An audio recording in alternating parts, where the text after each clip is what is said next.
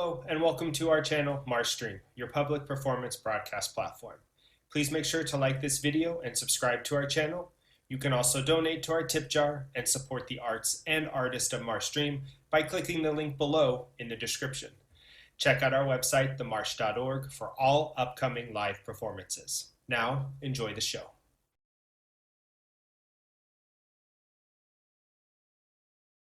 Good evening. Good evening, everybody. Nice to see you all out there. You know, I can kind of see all your faces too, so I know who's out there. Thanks for coming tonight. You know, I want to tell you a little bit about why I'm doing this. I had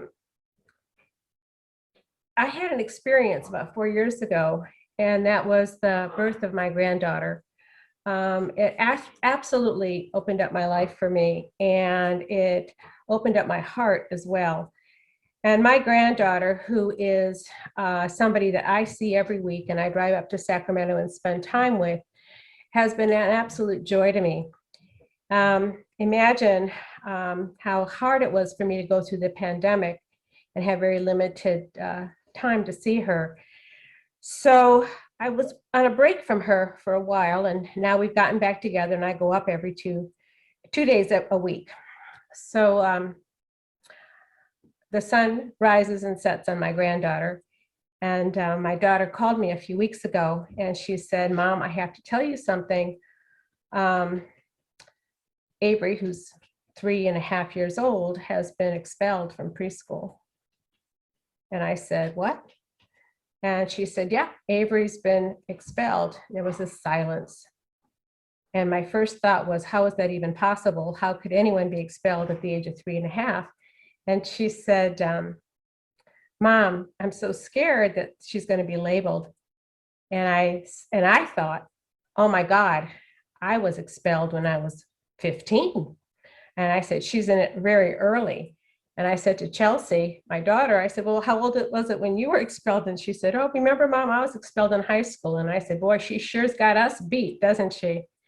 And I started thinking about it. And I started thinking about it when I was writing the piece for this performance.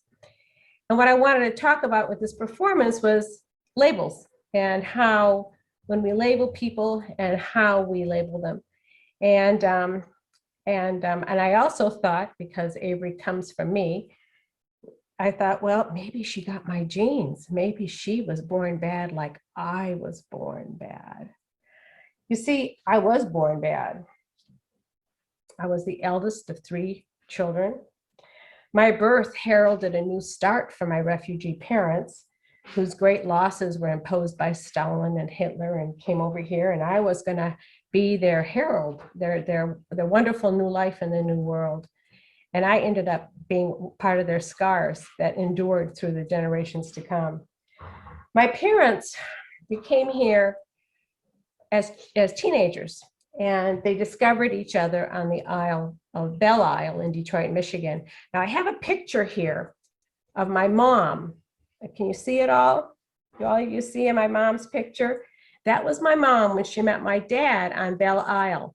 You'll notice that the only part of my dad you're seeing on here is that hand, because my parents didn't have a very happy marriage, and when they got divorced, he cut himself out of all their pictures.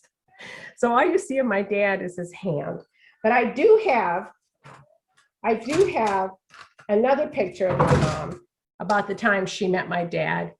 And this is the picture of her taken that she gave him, and she wrote in Polish, "To Eugene, my love, Helenka."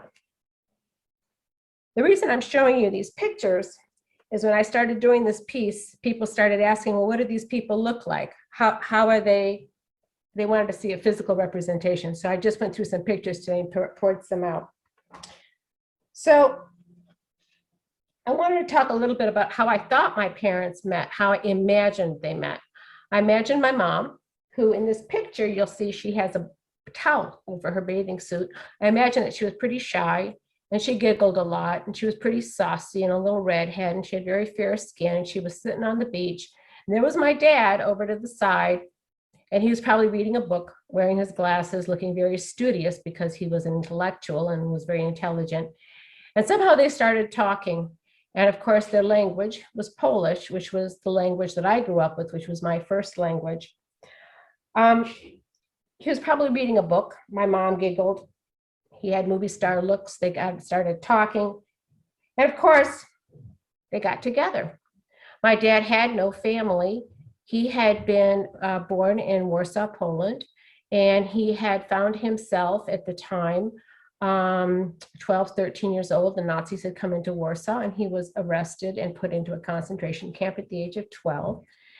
After he escaped from a concentration camp with his mom, he ended up in a labor camp where he was beaten over the head every single day by a German guard. And eventually he ended up in a refugee camp. I always called my dad's camps the trifecta of camps. He made it to all three camps. He graduated from high school in a refugee camp and eventually got into a group of people that were coming to the United States, and he was sponsored here. And he showed up in New York, and then he came to Detroit. And when he arrived in Detroit, he was at the railroad station expecting to be picked up by his sponsor, who never showed up. So the nuns came at the time, the Catholic nuns came, and they took him to the church, and they had a setup where they were taking in the refugees when the sponsors didn't show up. And from there, he got a job in an auto plant, he got a room, and he ended up on Belle Isle. My mom, well, she didn't grow up in Poland, she grew up in Minsk, Belarus. And in her situation, it was a little rougher. Mom was exiled to Siberia when she was 2 years old by Stalin.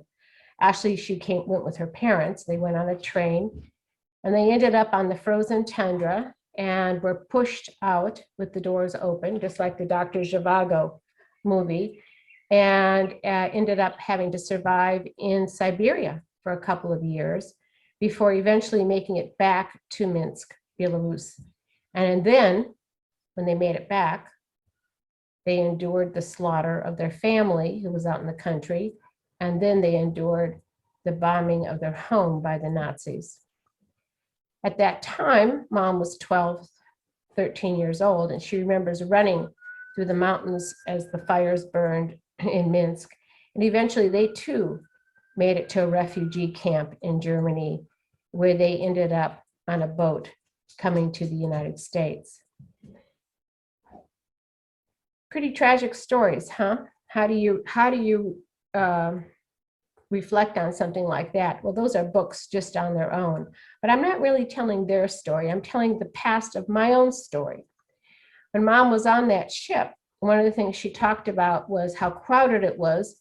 And my mom, who played piano while there was a young man on board the ship who was also about her age, who played violin. And together they would entertain the people on the ship with the piano and the violin. His name was Alex. And Mom tells the story about how she first fell in love with him and what a tremendous crush it was for her. And then when it was time to leave, she sat on the suitcase because she recognized that she was very shy. Her father would never allow for her to see this boy again. And they too ended up in Detroit, getting sponsors and going to live in what then at the time was Hamtramck, Michigan, which was a huge area where refugees were settling. So when they got there and met in Belle Isle, I think that one of the things that they were really looking for was some sort of stability, some sort of family, some sort of way to start again in this new world. And so they had, these horrendous childhoods, and what they wanted to do was make it better. So they found each other, they got married, and they moved in. They moved into my grandparents' home. Now, can you imagine? Here was my parents moving in. My mom was 21, my dad was 27, and they moved into a home with my uncles who were teenagers at the time. My youngest uncle was 6 or 7, and they all moved in together in a very, very small home in Hamtramck. And I was born almost 9 months later. Now, I didn't come out with horns or anything like that. I was deceptively cute. Mom used to say that my nose, in particular, was perfectly formed. My nostrils were like little triangles.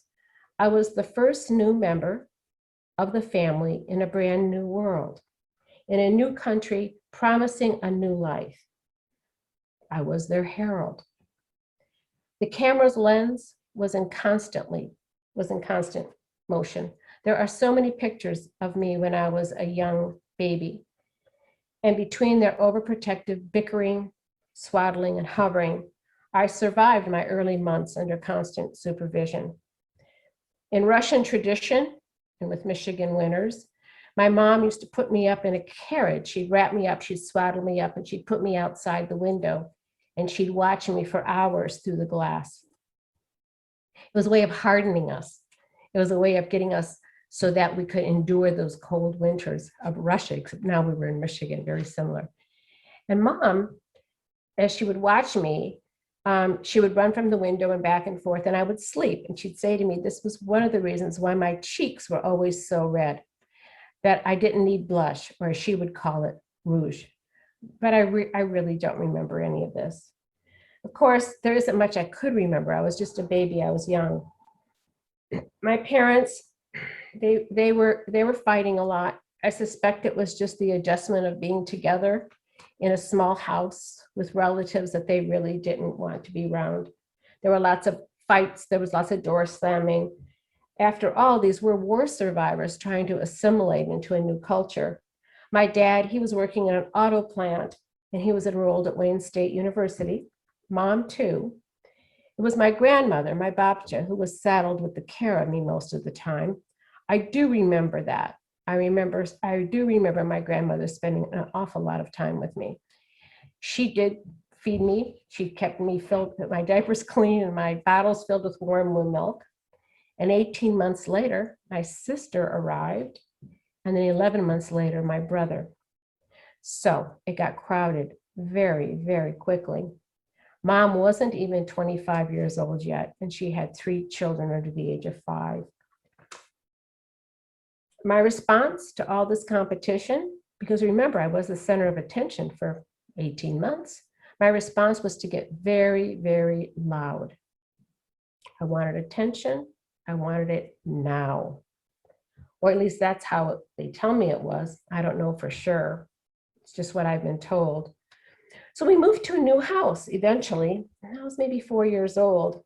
It was such a beautiful brick house in a new area of Detroit where all the people were coming up to work in the auto plants. There were lots of windows, the linoleum was shiny clean.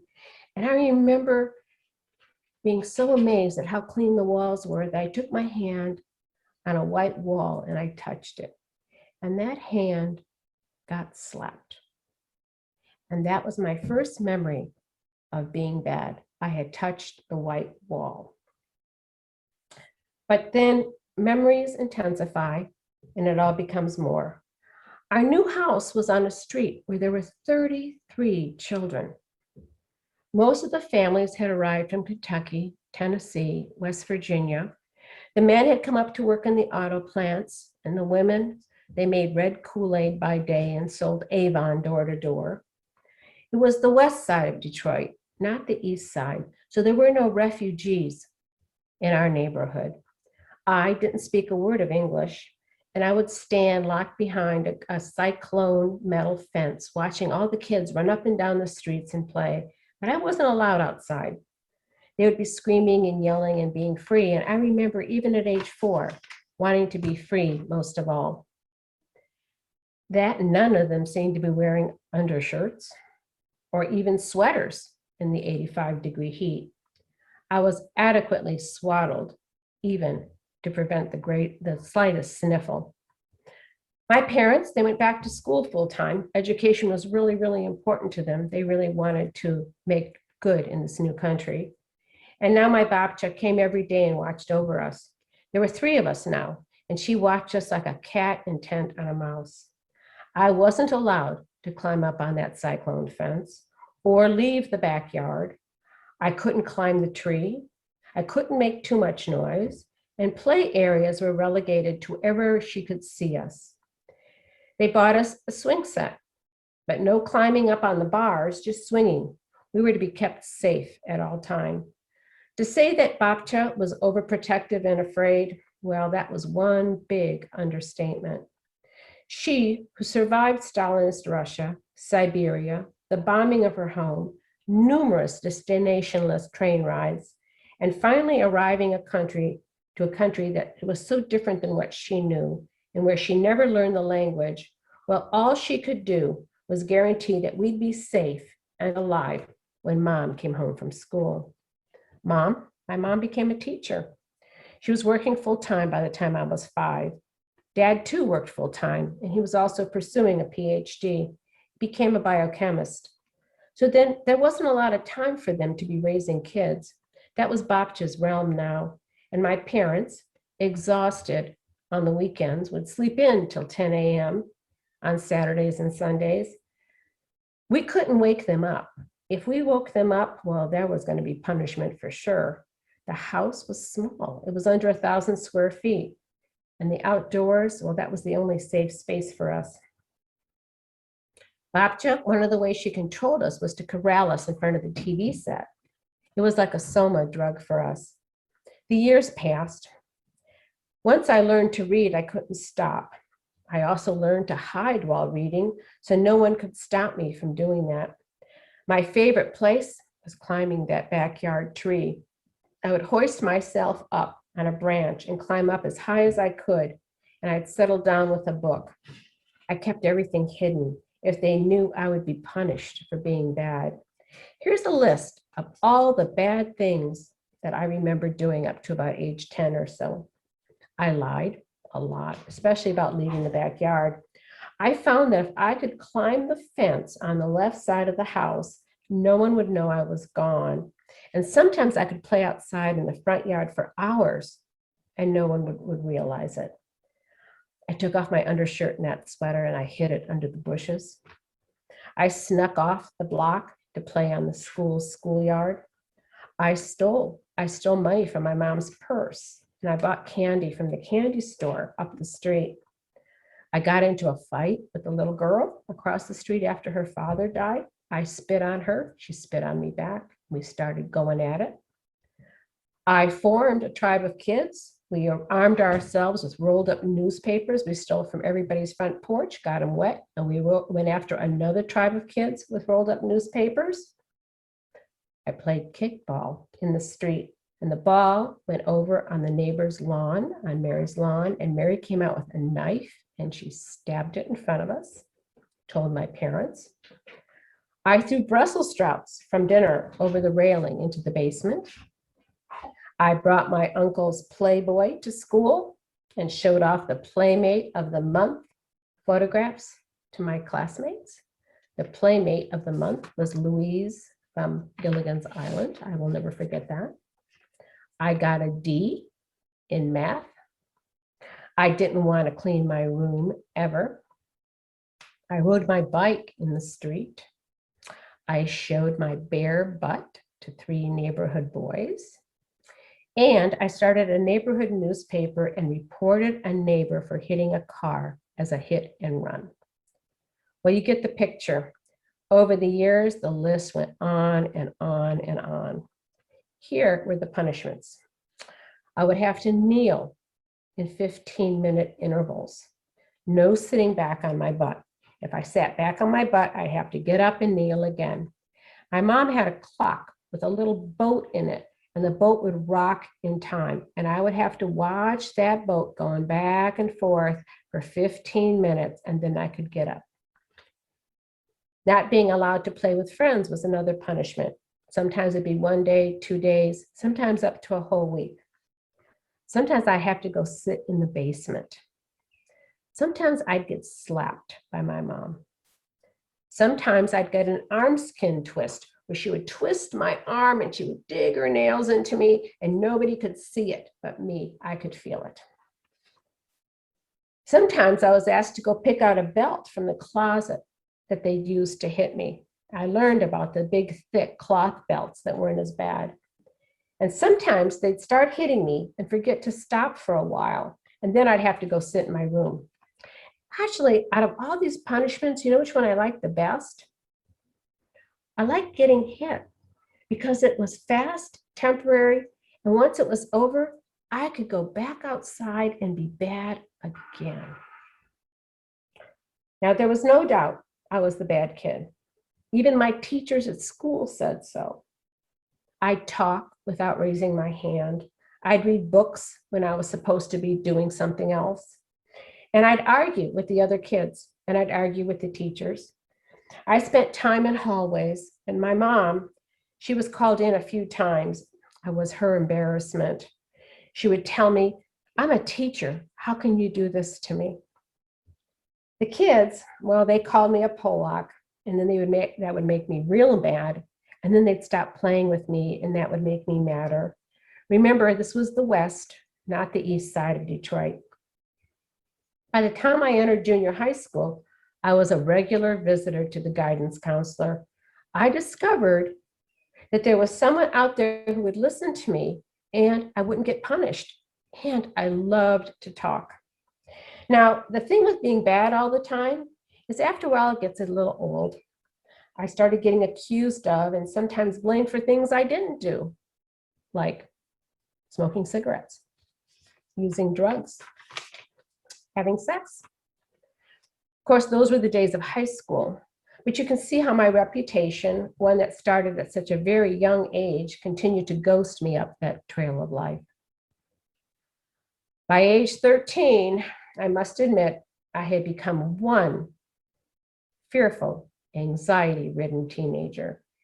And we moved to a new upscale neighborhood. Now the challenges really began. New school, different social class, large cement avenues with no sidewalks, our two-story, 4,000 square foot home. Well, it was big on a third of an acre. And if you looked out the window, all you'd see is people going in and out of their cars up and down their driveways. There were no kids. There were no people on the streets. I got into trouble right away. I found a new friend in junior high school. By the time we got to 9th grade, she tried to convince me into cutting classes 9 days in a row. Mom, she got a phone call from the principal, and my friend convinced me that the only solution was to run away to Kentucky, where she could meet her 15-year-old boyfriend and marry him. I would run away first, and she would meet up with me the next day. So, loyal friend that I am, I did. I had my Catholic schoolgirl uniform on. I had no money. I had nothing but my school books.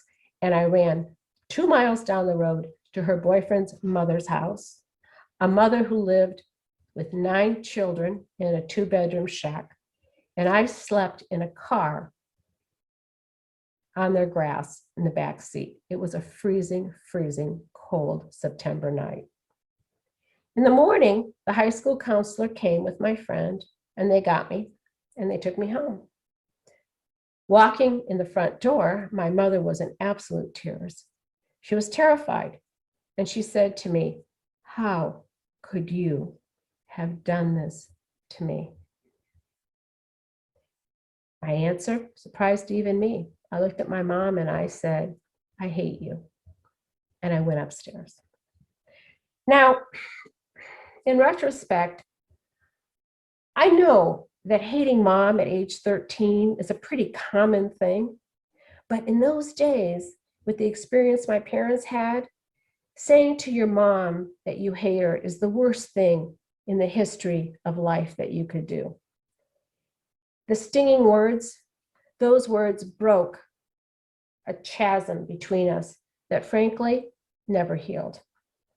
Now, running away from home is a big time wrong. It not only stigmatized my parents for having a troubled teenager, but spurred them into full-time punitive action, actions that I think my mom must have learned in Stalinist Russia. I was grounded for 1 year. This meant I could only go to school and back.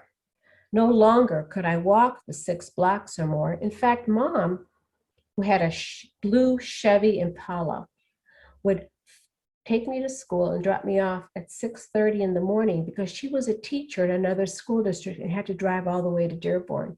So she would drop me off early, and then I would have to wait for her until 4:30 or later when she would pick me up and bring me back. I was absolutely mortified that I couldn't walk those 6 blocks by myself back. I was also restrained from ever talking to my girlfriend again. I could not speak, see, and I had to stay away from her. And everybody at the school was warned that I was to have no contact with this young girl. Any new friends that I made in school? Well, I had to bring them home. My mom had to interview them, and then she would call their parents to make sure that we were all telling the truth. It was a tough thing to do to a 14-year-old girl trying to make new friends. So most of the friends that I made, they stayed friends at school. I didn't want to have to bring them home.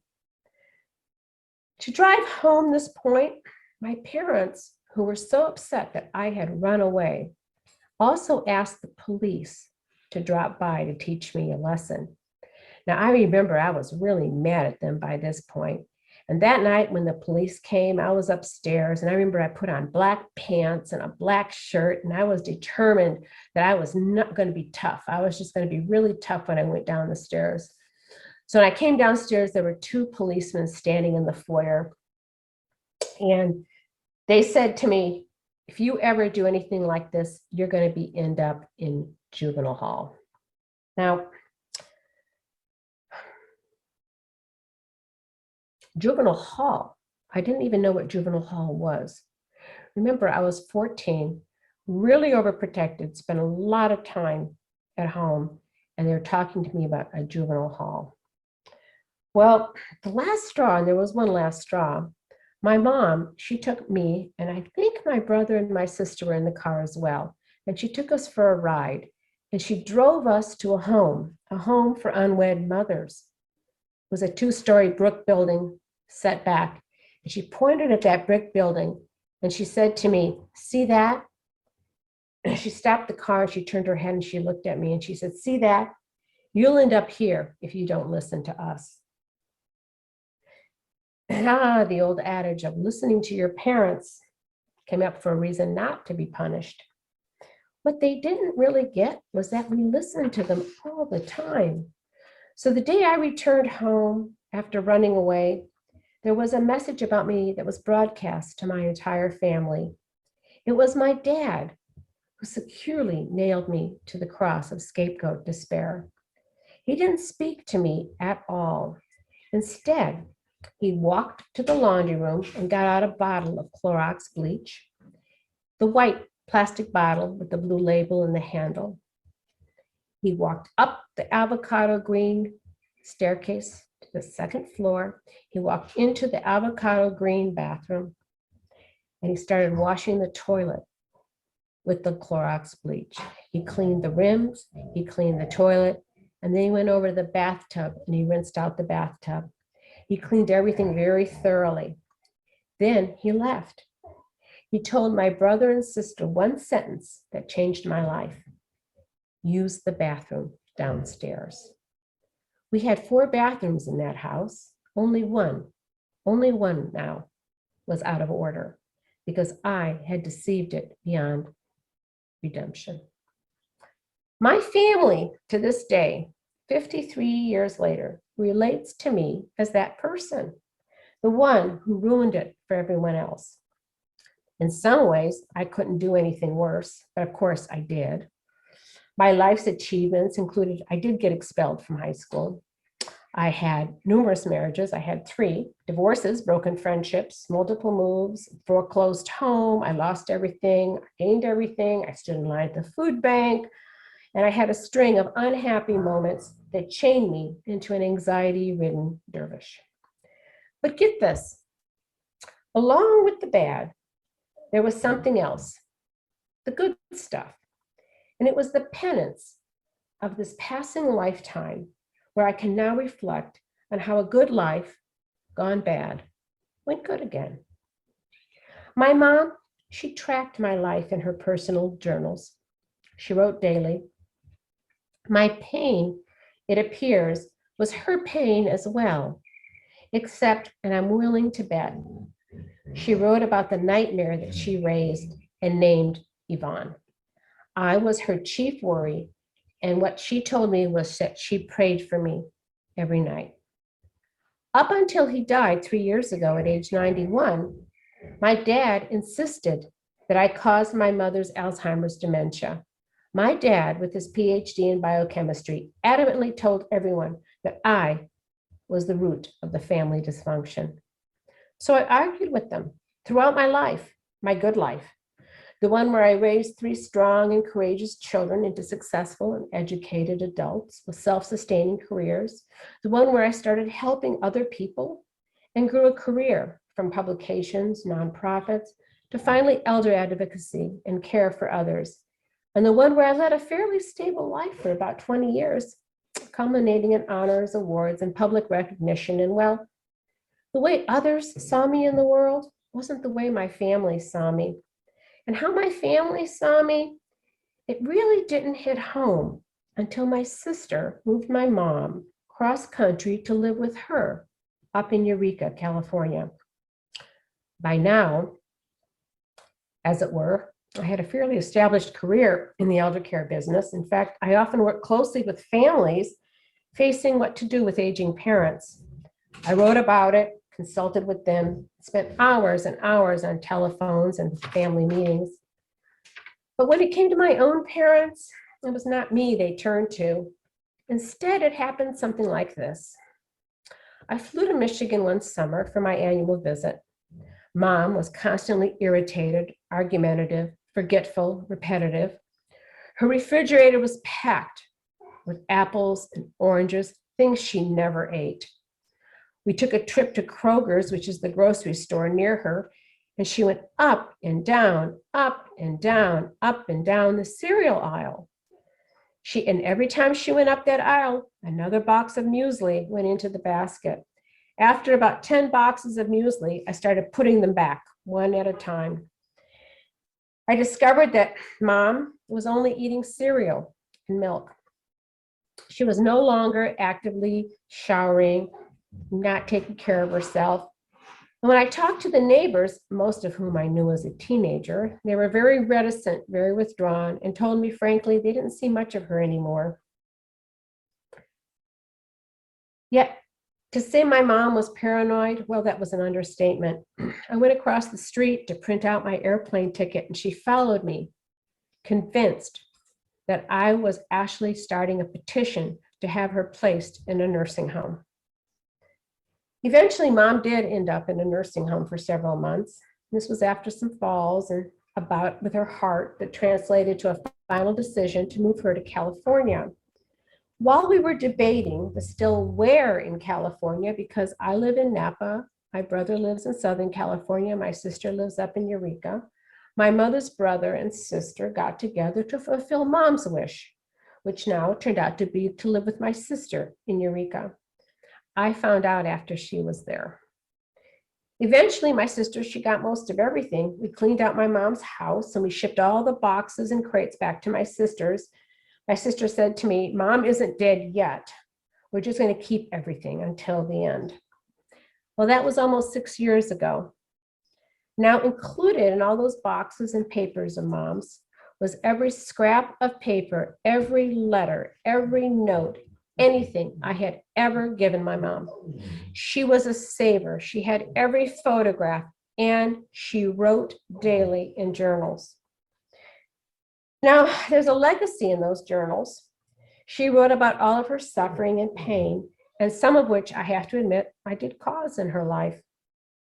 My sister, she read all those journals and all those letters, and she left some out for others to see when they came into her house.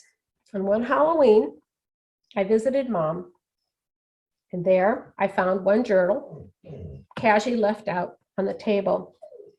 And there it all was, a visit she made back to my house back in 1995, a time when I was a single mom, raising 3 children, trying to survive as a freelance writer, and emotionally, physically, and financially broke.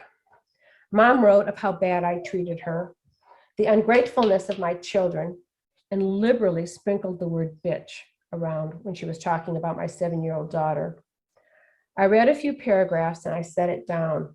It was horrible for me to read it, but mostly I was ashamed about how many others had read this toxic rendition of my life. You know, my sister, well, she's still taking care of my mom.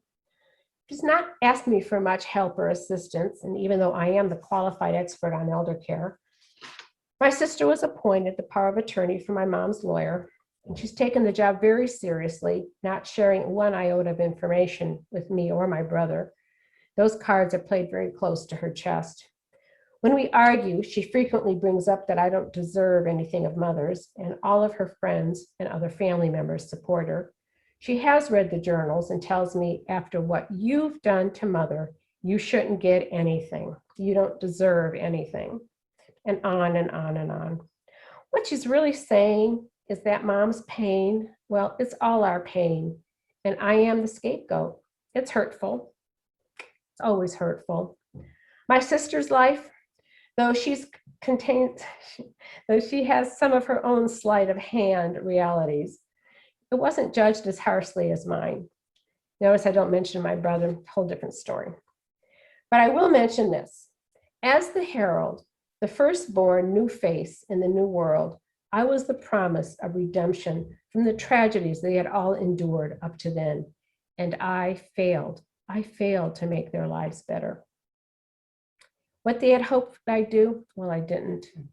I became someone else, and that I believe is more of who I really am.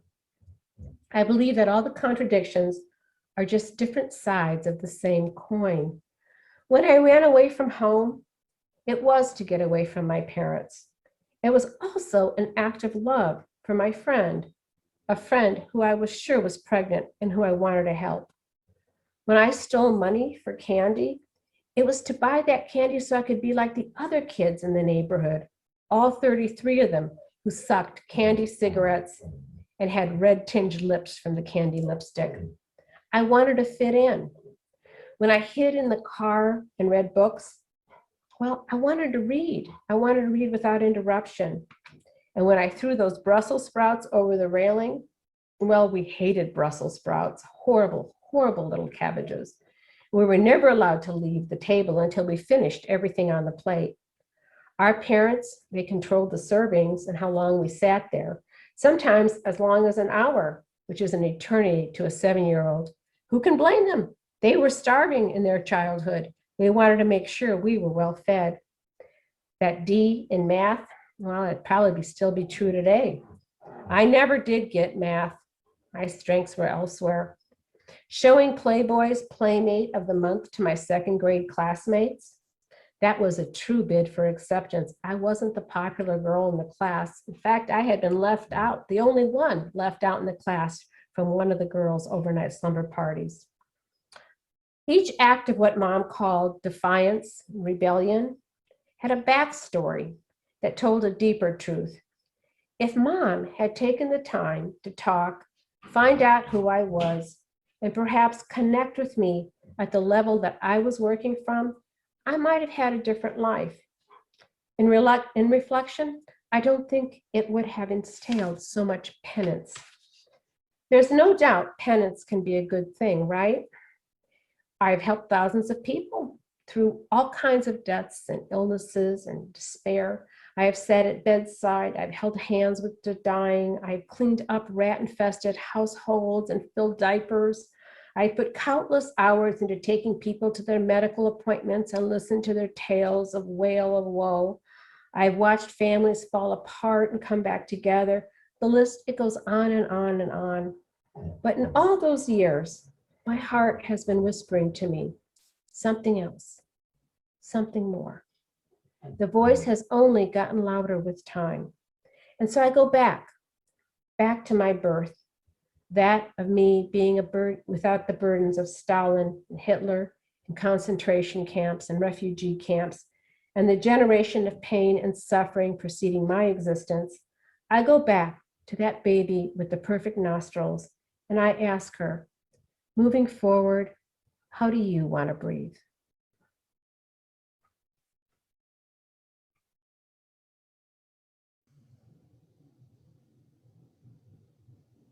Wow, Yvonne, thank you. Thank you for that. Um, I'm gonna pop in with you here. Um, there we go. Wow. Um, I've got so much to ask you about that. Um, and by the way, I'm going to invite anyone in the audience, if you have questions or comments, please throw them into the chat. Likewise, if you're on YouTube, this is your first appearance here with us out on the Marsh at the Marsh. First one on Zoom. I've been on stage. It's a lot harder Okay. on Zoom. I got to tell you. Well done. It absolutely is, and thank you for taking the plunge, especially with you having been on stage. Yeah, it is quite an adjustment, and so we're glad you chose to come back here with us. Um, have you uh, have you used gone with this family material in performance work before? No. No. And all I can say to that is, wow, what a a tremendous story here. And what can I ask you? And you've bared so much for us here, and I have to admire your courage for that and thank you for that. So I'm going to first off say that I'm going to try not to cross any lines here. And if I do, please feel free to just pass on the questions or tell me to back off. But my first, what then made you decide to delve in this material now, if I may? You mean how did I make that decision? I think that when my granddaughter got expelled from preschool, it was like how we label and how we never get to the core of why people are the way they are. Mm-hmm. That there's this punitive action that's always taken. I know, and I don't blame my parents for their punitive actions at all. That was the time. That was how people handled everything with kids. Our teachers had paddles. Our teachers hit us. Mm-hmm. So it's not like I blame my parents, but I always think there was always a reaction and not really trying to understand who that person was or what that behavior was about, especially with children, when their emotions, when they're not able to emote and tell how they're feeling or what they're thinking. And my parents had their own list of their own childhood issues that they brought into their relationship as well, which was horrendous. They had a horrendous childhood. They didn't even have a childhood that doesn't even become near what mine was. So their childhood was horrendous. I mean, there's nothing to compare. It's just that when I look at it, how it's affected my lifetime, and I think that it affects my grandchildren and my children as well. I think that everyone carries it forward. And one thing, there is so much pain, personal pain you describe here. And yet I was so impressed by the empathy you as, I'm going to call it as the character who is you, but since this is a performance, in a sense, you are a character during performance. But the empathy you as a person and as a character within this piece of writing are showing. Was that empathy always there for you, or did it, as a child, you obviously had a lot of frustration and anger, but was that undercurrent of empathy there? When did you feel that started to develop for you? I think it was always there. Okay. I think it's there with everybody. I think that it gets, I'm kind of generalizing, but I think that all of us want to please and care for each other. And I think that as children, it gets misunderstood or misplaced or yeah. Okay. Now there's a question here from Alex in the audience asking, what was it like? What was it like as our mom seeing much of your childhood played out via your children, played out / repeated? I'm sorry. So let me read that again. It's what was it like as our mom? I assume Alex is one of your kids. Alex is my son. Okay, and he says, what was it like as our mom seeing much of your childhood played out or repeated via your children?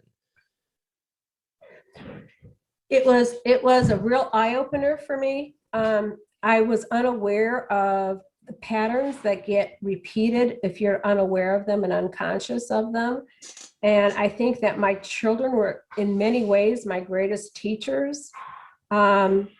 My children taught me a tremendous amount about life. They taught me a tremendous amount. And because the love that I have for them is so unconditional, to see how the pain gets transferred down was very, very difficult for me. And I still have a lot of moments of when I wish that I could have done things differently or known something differently than I did. Yeah. That's just My kids are my greatest teachers, absolutely, no doubt. Yeah, parenting is just like that. We're all blundering forward in such a state of ignorance about so much, I think. Now, you talk about that really harrowing experience of your sister leaving out that particular one of your mom's journals, and that harrowing experience of reading those passages. Now, have you had a lot of access to your mom's writings? No. No, my sister has my mom's journals, and after I read that little part of my mom's journals, I didn't want to read anymore, because it's kind of like revisiting something that I can't change, and knowing about it would feel very destructive to my soul. I think my sisters read the journals, and I think that it may have I don't know. We don't talk about the journals that much. I do know that when we argue, she'll bring up how much pain I caused my parents. Okay. Now, you talk about in the beginning of the piece about reconstructing your parents' history, and you say as the narrator that it is a reconstruction, that it is from your, at least in part, from your own imagination. And so I'm curious, what was their story in Belarusia, in Poland? Was that something they told to you as a child, or was it okay? So there was an oral family tradition there then. Yes. Yeah. So there was a lot told to us, and there was a lot of things that were alluded to. A lot of it was their own personal suffering and what they had to go through in order to get here. And the other thing is, both of my parents were very successful people in the United States. They both were highly educated. They both had, made careers. We had a good lifestyle. But the suffering that they brought to this country was something that we all had to live with, in spite of everything else, in spite of the nice house and the nice neighborhood. And you mentioned, as a kid, what a voracious reader you were. What were you reading? What kind of stuff did you like? So one of the things that my mom did was she would take us to the library every Saturday, and she would say to us, you have 10 books to read. And then she would say, we would have to pick 3 history books, 3 science books, and she would do it by genre. And then we were allowed to have a fiction, a book. So I spent a lot of time reading. It was kind of an escape, but I also loved reading. And my mom spoke 7 languages. My mom was an English teacher, so she was totally into words as well. So she totally saw the value of reading. And so what were some of your favorites? Well, I was greatly inspired by the story of Nellie Bly. I was greatly inspired by Nellie Bly. She was my hero, was Nellie Bly. And the work that she did in the mental health, hospitals when she got herself in and stuff. I loved that stuff. Yeah, we did a lot of reading as kids. Um, yeah, and it is such a wonderful escape, and I was a book kid too, and I could see you, you know, as you described yourself doing that. I mean, that was so much of my own childhood. And Nellie Bly is amazing. I mean, I'm getting chills just thinking about her right now.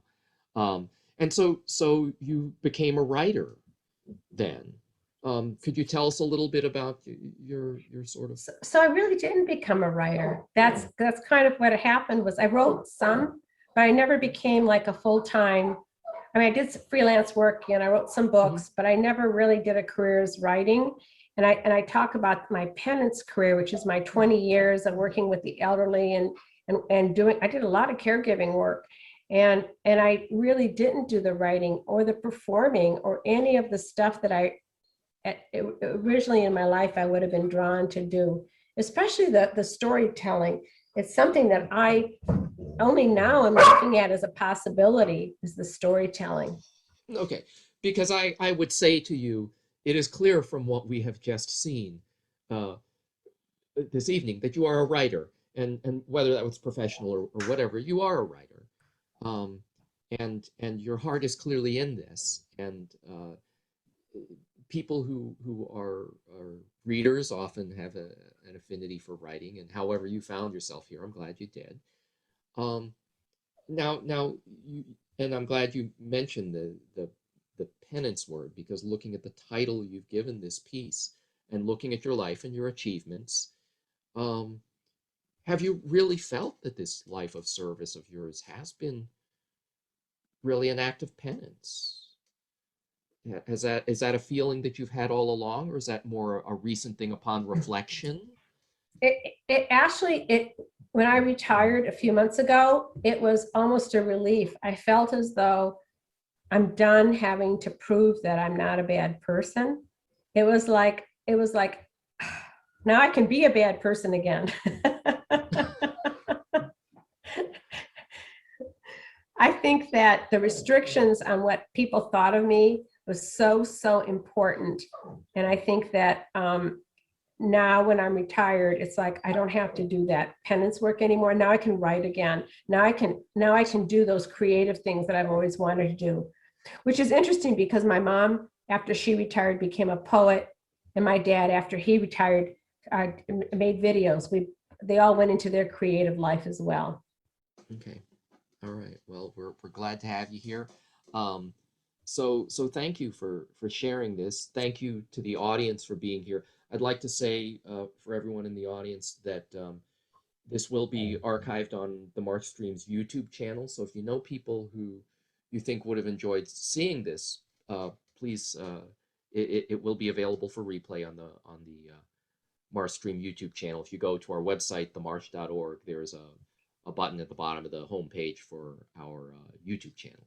So, Yvonne, thank you so much for sharing this. Do you have anything else, any projects or anything that you're working on that you'd like to share with us? I mean, it seems you have so much you could do with this material, whether it's. Yeah, there is. But I wanted to do this material first just to see what kind of feedback I got, because there is so much. There is Mhm. so much, and just starting to do that work, I just wanted to start looking at it, and I wanted to get some feedback. It's a work in progress. If I'm going down the wrong alley, and if everybody says, "Hey, you're going down the wrong alley," then I'll try something else. Well, great, great. So those of you who know Yvonne, obviously you'll have an opportunity to reach out for feedback there.